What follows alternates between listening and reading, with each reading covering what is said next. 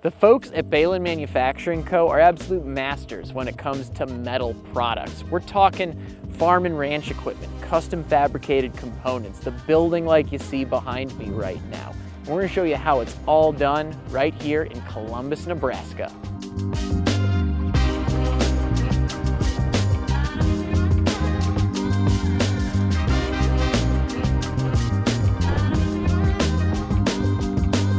I have a very important question for you that you brought up during one of our calls, and that's metal making, metal manufacturing is an art.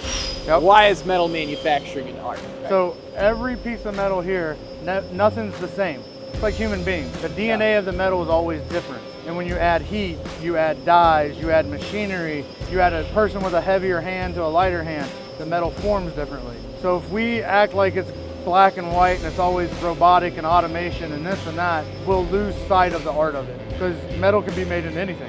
And each individual out here knows how to handle the metal that they work on differently than someone else.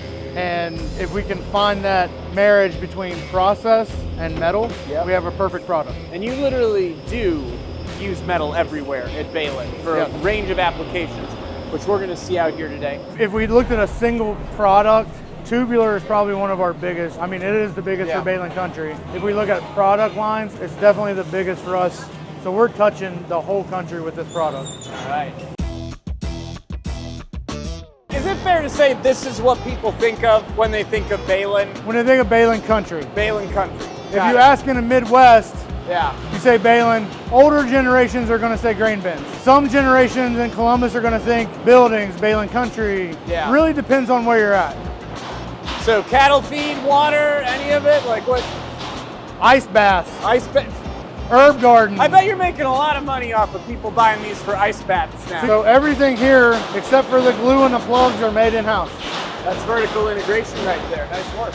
This is something that our partners in progress, they see everywhere. They go to Home Depot and they can point and go, hey, mommy or daddy make that. The more that we can do to help our partners in progress, the more we're going to be able to help their families, the more we're going to be able to keep food on the table, roof over the head, clothes on the back, because we're a family. When you say partners in progress, fill me in on what that actually We're hand in hand in this. Team member, teammate, family member. We're in the trenches together. Got it. And I remember when you and I first talked, your number one focus, your number one goal was to make sure people had what they needed to support their families and make their families' lives better. And this community, and 100%. The community. People work here forever. We have people who have been here for 60 years, 50 years, and that's just a testament to how well leadership takes care of its people and cares about its people. But as that group is aging out, we need to reinvest for the next generation to be excited to come to work. And we're constantly asking, why do we do it this way?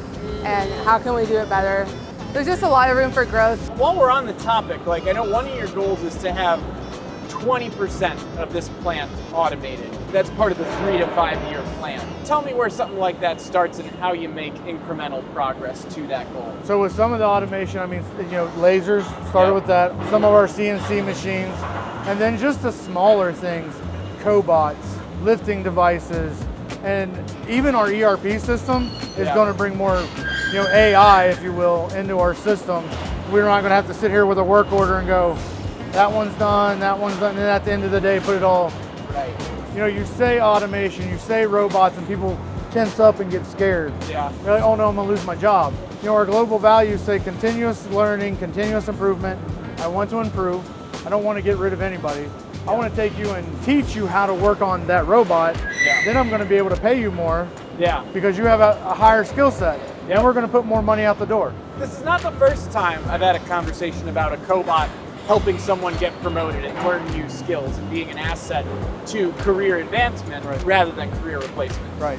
How would you say the safety strategy translates to the plant floor right now in terms of new proactive practices you're taking on? First of all, I noticed it was the first topic that you talked about at length in the Tier 3 meeting this morning. And when you spoke about it, it was all, hey, this thing could be a risk at some point. So let's do all the things we can to make sure it doesn't become a bigger risk to de-risk it entirely. That's at least what I gleaned from that conversation. A lot of manufacturers go through their ups and downs of safety, right? We talk about our partners in progress, our employees. We want them to own the safety program. We want everyone to own the safety program, and that's a culture change for us. making it the very first thing we talk about in every meeting. Yeah. Even if it's a meeting that we're talking about nothing but financials, Yeah. we're going to talk about You safety. do a safety moment right Safety, at the start. right yeah. at the start. If you look at our global values, safety's at the top. Yeah. We want everybody to go home with all the fingers and toes and everything that they came in with.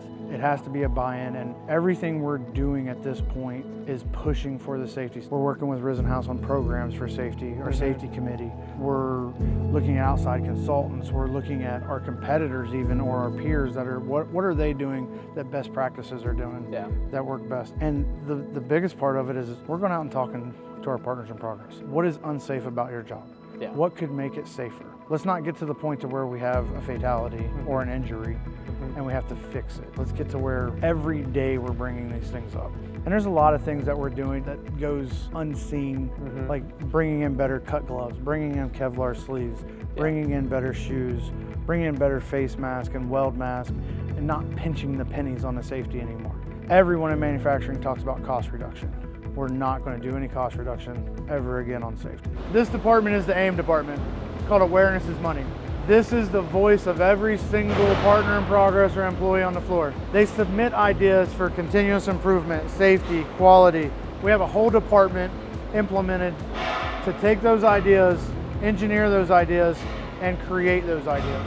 I will say as simple as a nesting program that was made 2 years ago. It was the AIM idea of the year. It was $1.1 million in savings from one person, from one idea.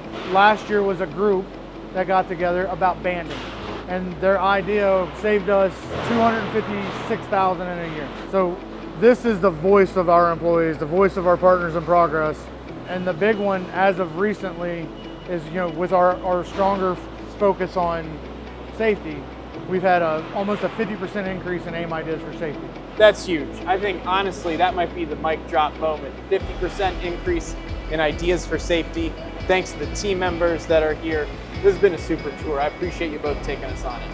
That's a wrap here at Behlen. We'll see you soon.